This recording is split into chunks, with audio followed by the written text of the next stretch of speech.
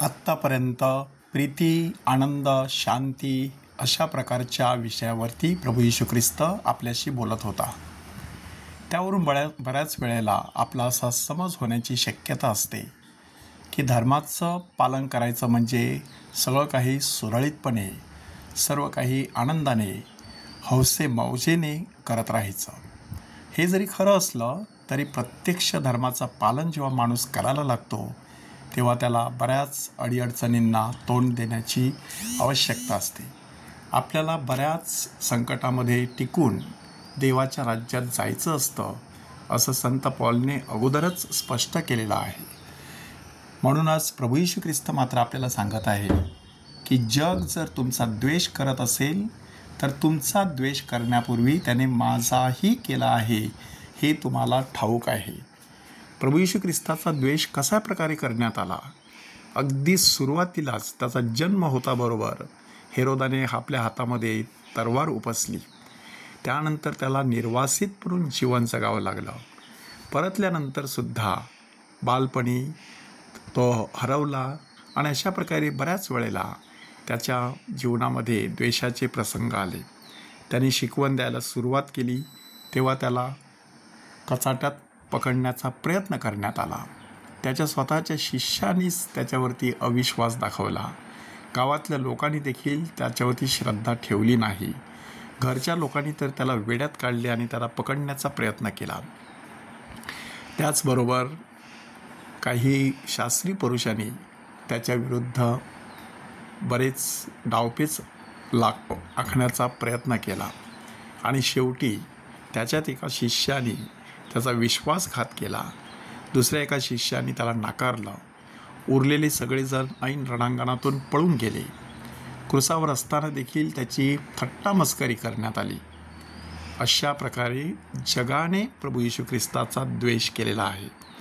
परंतु प्रभू येशू ख्रिस्त त्याद्वारे एक महत्त्वाचा संदेश देत आहे की ज्या व्यक्तीला स्वर्गीय सुखाची आवड आहे त्यांनी ह्या जगातील भौतिक सुखाचा त्याग करण्याची तयारी ठेवली पाहिजे.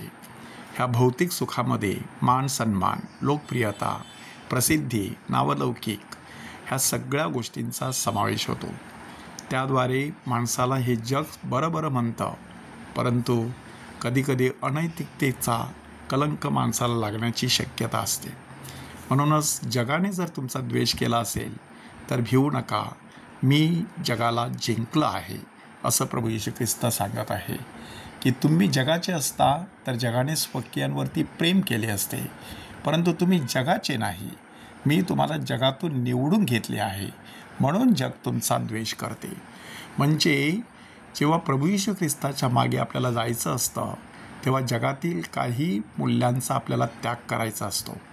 तडजोड करणं, भ्रष्टाचार करणं, लाचलुचपत करणं, थोडंसं इथे थोडंसं तिथे असं करणं ही जगाची रीत आहे. सगळेच जण तसं करतात, सगळेच तसे वागतात, सगळेच तसे कपडे घालतात, सगळेच जण असं करत असतात. अशा प्रकारचं निमित्त किंवा सबबी माणूस देत असतो आणि त्याद्वारे ह्या जगाशी एकरूप होण्याचा प्रयत्न करतो. मात्र त्यामुळे खरा निखळ आनंद जो असतो, निखळ शांती जी असते, खरं निखळ नितळ प्रेम जे असतं ते माणसाला कधीच अनुभवास येत नाही. त्यासाठी माणसाने जगात राहायचं परंतु जगाचं व्हायचं नाही. ह्याचा अर्थ असा की जगातील सगळ्या गोष्टींचा वापर पारमार्थिक किंवा आध्यात्मिक गोष्टींसाठी, त्या गोष्टी साध्य करण्यासाठी करण्याचा प्रयत्न करायचा.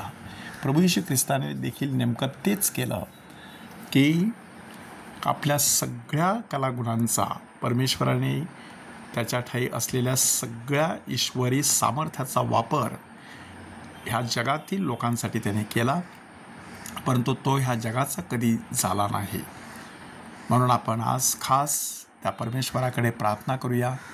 हे परमेश्वरा, हे जग तू निर्माण केलेलं आहेस आणि हे जग नक्कीच सुंदर आहे. मात्र ह्या जगामध्ये आकर्षणं आहेत, मोह आहेत आणि म्हणूनच ह्या मायापाशामध्ये माणसाचे हातपाय अडकू शकतात आणि त्याला तुझा विसर पडण्याची शक्यता असते.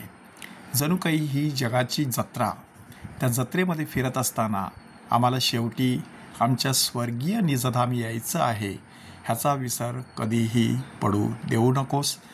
आणि श्रद्धेसाठी जो काही छळ आणि द्वेष आम्हाला सहन करावा लागेल तो सहन करण्यास आम्हाला विशेष कृपा आणि शक्ती दे. आमेन.